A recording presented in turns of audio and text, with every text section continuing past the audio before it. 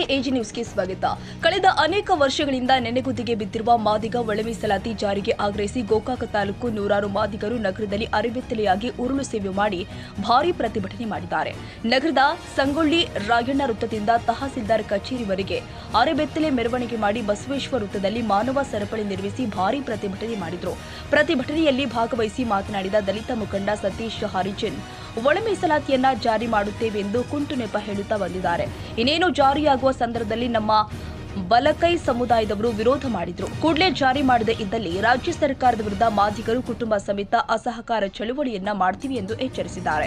ಇನ್ನೋರ್ವ ದಲಿತ ಮುಖಂಡ ಈಶ್ವರ ಗುಡಚ ಅವರು, ಕಾಂಗ್ರೆಸ್ ಸರ್ಕಾರ ದಲಿತರ ಪಕ್ಷ ಎಂದು ನಂಬಿಕೆ ಇತ್ತು. ಆದರೆ ಅವರು ಇವತ್ತು ಕಾಂಗ್ರೆಸ್ ಸರ್ಕಾರ ಒಳ ಮೀಸಲಾತಿ ಜಾರಿ ಮಾಡಿದೆ, ನಿರಾಸೆ ಮಾಡಿದೆ.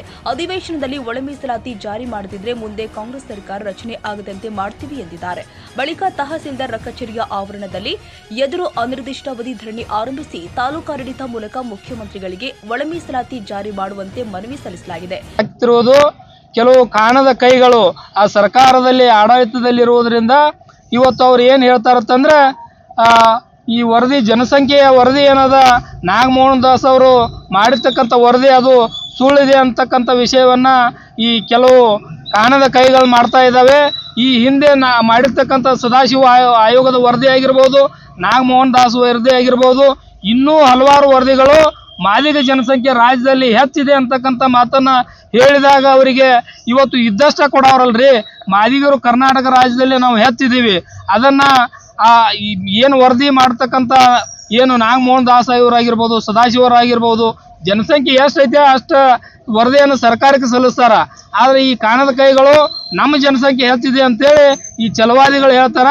ಛಲವಾದಿಗಳ ಜನಸಂಖ್ಯೆ ಎಷ್ಟದ ಅನ್ನೋದು ಎಲ್ಲರಿಗೂ ಗೊತ್ತಿದೆ. ಅಂಕಿಅಂಶದಲ್ಲಿ ಇವತ್ತು ನಮ್ಮ ಜನಸಂಖ್ಯೆ ಹೆಚ್ಚಿದೆ. ಅದಕ್ಕಾಗಿ ಕೂಡಲೇ ಸರ್ಕಾರ ಜಾರಿ ಮಾಡಬೇಕು ಅಂತೇಳಿ ನಮ್ಮ ಒತ್ತಾಯ. ಕಾಂಗ್ರೆಸ್ ಸರ್ಕಾರ ಹೆಂಗೈತೆ ಅಂದ್ರೆ ಇದು ದಲಿತರ ಪಕ್ಷ ಅಂತೇಳಿ ನಾವೆಲ್ಲರೂ ತಿಳ್ಕೊಂಡಿದ್ದೀವಿ. ಆದ್ರೆ ನಾವು ಅದ್ರ ಮೇಲೆ ವಿಶ್ವಾಸ ಇಟ್ಟು ಅದ್ರ ಮೇಲೆ ಒಂದು ಭಕ್ತಿ ಇತ್ತು ನಮ್ಮ ಕಾಂಗ್ರೆಸ್ ಪಕ್ಷದ ಮೇಲೆ. ಏನಂತೇಳಿ ಇವತ್ತು ಅದಕ್ಕಾಗಿ ನಮ್ಮ ಹಿರಿಯರೆಲ್ಲ ಕೂಡಿ ದಿ ನಮಸ್ಕಾರ ಹಾಕುವಂತ ಕೆಲಸ ಮಾಡಿದ್ವು. ಇನ್ನ ಬರುವಂತ ಕ್ಯಾಬಿನೆಟ್ ದಾಗ ಏನಾರ ಸರ್ಕಾರ ಏನಾರ ನಮ್ಮ ಒಳ ಮೀಸಲಾತಿ ಜಾರಿ ಮಾಡ್ಲಿಲ್ಲ ಅಂದ್ರೆ ಇದನ್ನ ಬಿಟ್ಟು ಬಿಡ್ತು ಕೂರ್ತೀರಿ. ಈ ಸರ್ಕಾರ ಇನ್ನೊಮ್ಮೆ ಕಾಂಗ್ರೆಸ್ ಸರ್ಕಾರ ರಚನೆ ಆಗ್ಬಾರ್ದು ಅನ್ನೋ ಒಂದು ಲೆವೆಲ್ ತಂದು ಬಿಡ್ತು. ಮತ್ತೆ ಇನ್ನೊಂದು, ನಾವು ಯಾವುದೋ ಸಮುದಾಯನ ವಿರೋಧ ಮಾಡತ್ತಿಲ್ಲ. ನಮ್ಮದು ಏನು ನಾಗಮೋಹನ್ ದಾಸ್ ವರದಿ ಜಾರಿ ಮಾಡಕ ಕೆಲವೊಬ್ಬರ ಸಚಿವರುಗಳು ಒಳಗಿಂದೊಳಗೆ ಏನ ಹುನ್ನಾರ ಮಾಡತ್ತೀರಿ.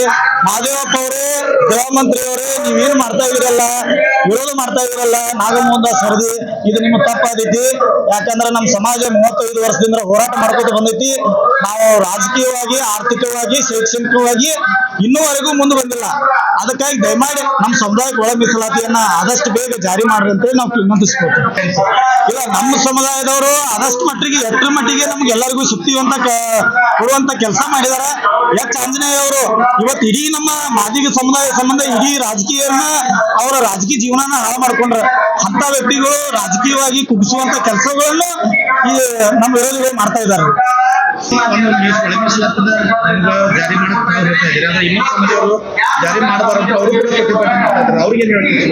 ನೋಡ್ರಿ, ನಾವು ಒಳ ಮೀಸಲಾತಿಯನ್ನ ಜಾರಿ ಮಾಡಬೇಕು ಅನ್ನೋದು ಅದು ನಮ್ಮ ಹಕ್ಕ. ನಮ್ಮ ಜನಸಂಖ್ಯೆ ಅನುಗುಣವಾಗಿ ಮೀಸಲಾತಿಯನ್ನು ಕೊಡ್ಬೇಕಂತೇಳಿ ಆಲ್ರೆಡಿ ಸಂವಿಧಾನದಾಗ ಐತ್ರಿ. ನಾವು ಅದನ್ನ ಕೇಳ್ತಾ ಇದೀವಿ.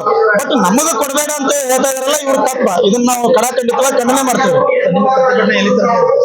ಈ ಪ್ರತಿಭಟನೆ, ಈ ಒಳ ಮೀಸಲಾತಿ ಜಾರಿ ಮಾಡುವವರೆಗೂ ನಮ್ಮ ನಿರಂತರವಾಗಿ ಹೋರಾಟ ಇದೇ ಇರುತ್ತೆ. ಈ ಸಂದರ್ಭದಲ್ಲಿ ಗೋಕಾಕ ದಲಿತ ಮುಖಂಡರು ಆದ ಬಸವರಾಜ್ ಹಾರಿನವರ್, ಗೋವಿಂದ ಕಳ್ಳಿಮನಿ, ಬಾಳೇಶ ಸಂತವಗೋಳ, ಈಶ್ವರ ಗುಡಜ, ಬಸು ಮೇಸ್ತ್ರಿ, ರವಿ ಕಡಗೋಳ, ಮಂಜುಳಾ ರಾಮಘಾನಟ್ಟಿ ಸೇರಿದಂತೆ ಗೋಕಾಕ ತಾಲೂಕಿನ ನೂರಾರು ಮಾದಿಗ ಸಮಾಜದ ಯುವಕರು, ಹಿರಿಯರು, ಮಹಿಳೆಯರು ಪ್ರತಿಭಟನೆಯಲ್ಲಿ ಪಾಲ್ಗೊಂಡಿದ್ದರು.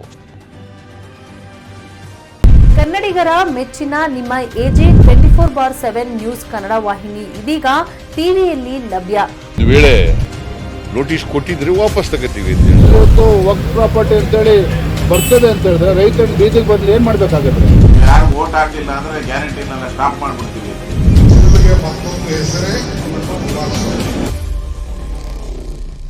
ಕರ್ನಾಟಕ ಮತ್ತು ದೇಶ ವಿದೇಶ 360 ಡಿಗ್ರಿ ಸುದ್ದಿ ಹಾಗೂ ಉತ್ತರ ಕರ್ನಾಟಕ, ಬೆಳಗಾವಿ, ಬಾಗಲಕೋಟೆ, ಧಾರವಾಡ, ಹಾವೇರಿ, ಗದಗ, ಬಿಜಾಪುರ ಜಿಲ್ಲೆಯ ಕ್ಷಣ ಕ್ಷಣದ ವಿವರವನ್ನ ಪಡೆಯುವುದಕ್ಕೆ ಎಜೆ 24/7 ನ್ಯೂಸ್ ಕನ್ನಡ ವಾಹಿನಿಯನ್ನ ಲೈಕ್ ಮಾಡಿ, ವಿಡಿಯೋಗಳನ್ನ ಶೇರ್ ಮಾಡಿ, ಕಮೆಂಟ್ ಮಾಡುವ ಮೂಲಕ ನಮ್ಮ ವಾಹಿನಿಗೆ ಸಹಕಾರ ನೀಡಿ.